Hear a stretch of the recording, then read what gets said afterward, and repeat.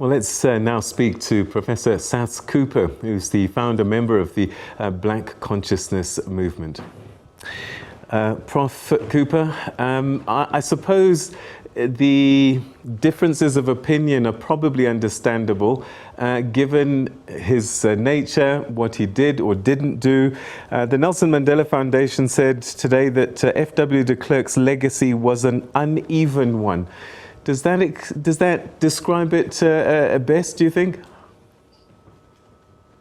I think that quite a few of the leaders who have spoken have mentioned the controversial nature of de Klerk, and history will record him as an important figure, but whether he was villain or hero will emerge after his death. And the unfurling landscape that we have, where people are beginning to open up on that era, where de Klerk was a member of the State Security Council.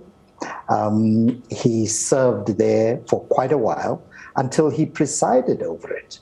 And during that period, amongst the worst horrors were committed on protesters, on people who stood up for their human rights.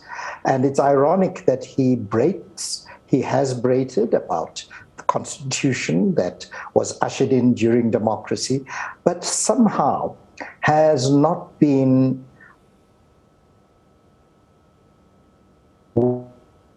real gems. Earlier this year, talking about a secret deal between himself, his party, and leaders of the ANC. And perhaps that chapter is one that really needs to be told, because part of the violence and the mayhem that is still with us today comes from that era, that dastardly era where he knew, but steadfastly refused to acknowledge that past. So it is his Achilles heel. You can see at the best of times, he doesn't show that emotion. Even in this picture where he is getting a Nobel Peace Prize with Nelson Mandela, he doesn't show that happiness. And somewhere is that regret, that forlorn nature which made him actually deny that apartheid was a crime against humanity.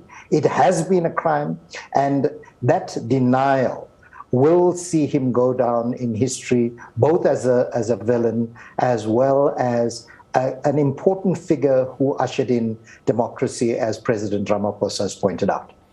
The F.W. de Klerk Foundation has released a video of former President de Klerk, and in it he says, "This is my last message to South Africa," and he says that he apologized for apartheid.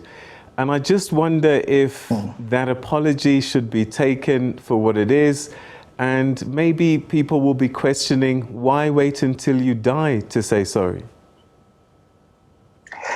You know, he recorded this, and it's almost from the grave, but he has not been honest with South Africa.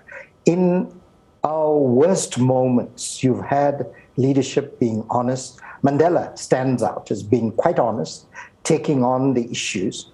This man has had a Janus face, you know, on one side saying, yes, he's a Democrat, yes, he stands for human rights. On the other, hiding that dastardly past, which is visited on us constantly, that nightmare of the past that will haunt our grandchildren.